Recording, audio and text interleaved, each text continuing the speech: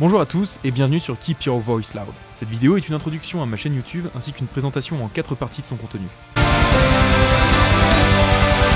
Cette chaîne a pour objectif de promouvoir la scène émergente métal et plus largement toutes les musiques extrêmes à base de grosses guitares, de grosses batteries, de grosses voix. Donner un coup de main aux groupes de petites et moyennes popularités et leur offrir un rien de visibilité supplémentaire par le moyen vidéo. Je ne parlerai ici que d'albums et d'artistes qui pour moi valent le coup d'être découverts. Il n'est pas question d'évoquer les groupes inintéressants ou tout simplement mauvais. Les vidéos ne sont pas des critiques mais des chroniques. Je veux utiliser ce média de la plus positive des façons qui soient. Les vidéos qui constituent la chaîne de Keep Your Voice Loud s'adressent à un public éclectique. Allant du fan inconditionnel de musique métal avide de nouvelles sorties, aux petits curieux qui cherchent juste quelque chose de différent à écouter. Des gens qui cherchent à découvrir des groupes qui méritent bien plus d'attention que celles qu'ils ont pour le moment. À travers plusieurs concepts d'émissions, j'en compte 2 pour le moment, je vais essayer à mon échelle de partager avec vous des petites pépites qu'il serait égoïste de garder juste pour moi. En gros, je vais essayer de faire en vidéo ce que beaucoup font déjà ou ont déjà fait à l'écrit pour des fanzines ou des webzines. Et la question est légitime. Pourquoi faire des vidéos sur une activité qui est déjà très largement répandue à l'écrit? Ne suis-je qu'un immonde opportuniste qui essaierait de voguer sur les flots de YouTube maintenant qu'on peut gagner de la popularité et de l'argent grâce à ça? Essaierais-je de profiter de vous, intègres et honnêtes adorateurs de musique satanique, pour accéder à un niveau de vie au-delà du raisonnable? Eh bien non, amis spectateurs au visage teinté de blanc aux yeux noirs. Range donc ton clavier trop hâtivement sorti, et patiente encore quelques instants avant de déverser des flots d'insultes à mon égard et à celui de mon opportunisme.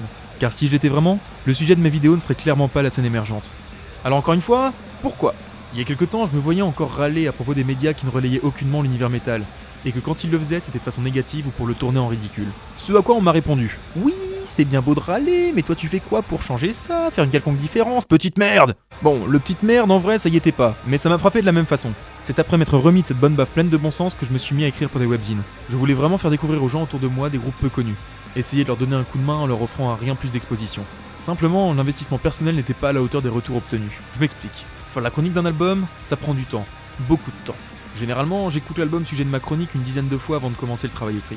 Une fois la partie écoute terminée, il faut que je rassemble des informations sur le groupe et sur l'album. Leur histoire, quelques anecdotes récupérées en lisant des interviews, ce que racontent les paroles, trouver des images pour illustrer, des vidéos pour étayer, mettre de côté tous les liens importants, etc. etc. Et quand le groupe en question n'a que 500 j'aime sur Facebook, qu'ils ont débuté en 2016 et que c'est leur premier album, autant dire qu'il n'y a pas des masses d'informations sur le net et que l'investigation peut prendre pas mal de temps. Puis vient enfin le travail rédactionnel. Tenter de trouver les bonnes tournures, faire en sorte que ce ne soit pas ennuyeux à lire, sans tomber dans la facilité et l'abus de superlatif. Sans compter le temps d'écoute, j'en ai pour bien 4-5 heures de travail bénévole pour chaque album dont j'ai fait la chronique. Puis une mise en page sur WordPress et une publication plus tard, survient à chaque fois le même constat. Malgré le public de milliers de personnes suivant les pages pour lesquelles j'écrivais, les retours et réactions étaient quand même plutôt proches du néant. Remise en question oblige, je suis allé me renseigner sur les posts de différents chroniqueurs de différents webzines. Et à part à de rares occasions lorsque le groupe était mondialement connu, force était de constater que la moyenne des retours et des réactions était vraiment basse, voire insignifiante. Ce n'était donc pas forcément moi le problème, mais peut-être le média utilisé lui-même. Aujourd'hui, peu sont les gens qui prendront 20 minutes à lire un article sur un groupe dont ils n'ont jamais entendu parler. Mais peut-être seront-ils plus curieux si nous utilisons et que nous profitons des outils que nous avons à notre disposition.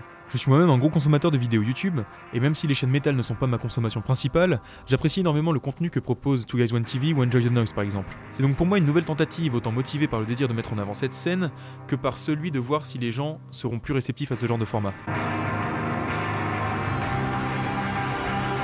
J'ai pour le moment 2 concepts d'émission.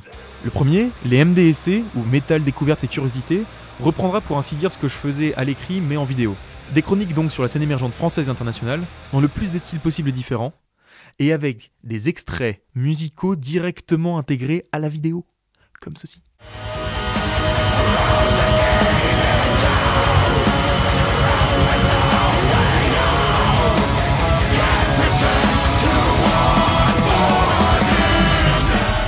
Sorcellerie?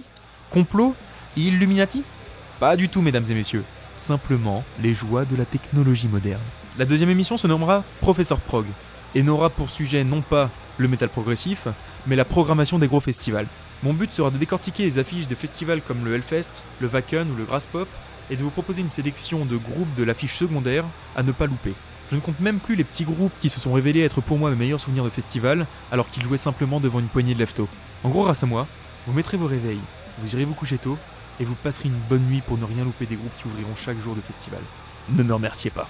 Alors pour ne rien louper de tout ça, abonnez-vous à Keep Your Voice Loud. Allez mettre un j'aime sur ma page Facebook, et n'hésitez pas à me dire si le concept vous plaît, et à me proposer des choses à chroniquer.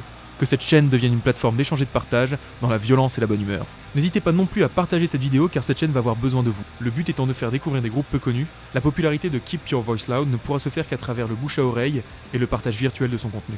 Un grand merci d'avance et n'oubliez pas, malgré ce que nos grands-mères disaient, la curiosité est un super défaut. Elle est mère de découverte et pourfendeuse de l'ignorance. Alors éteignez votre radio, mettez Metallica, Iron Maiden et Rammstein de côté et intéressons-nous ensemble à ce qu'il se fait en ce moment, peut-être même juste à côté de chez vous. Sur ce, je vous dis à très vite pour le premier épisode de Métal, Découverte et Curiosité avec un groupe américain que je vous tease maintenant.